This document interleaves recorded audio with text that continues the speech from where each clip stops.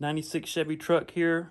5.7 motor mount bolts are hard to get out, but I found a solution to do that. Now here's what I did. Welded several wrenches together until I got 20 inches.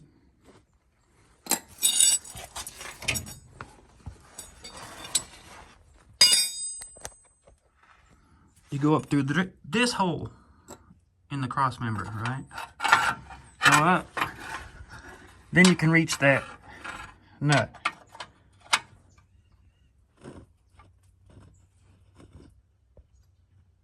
Can't see it. There it is.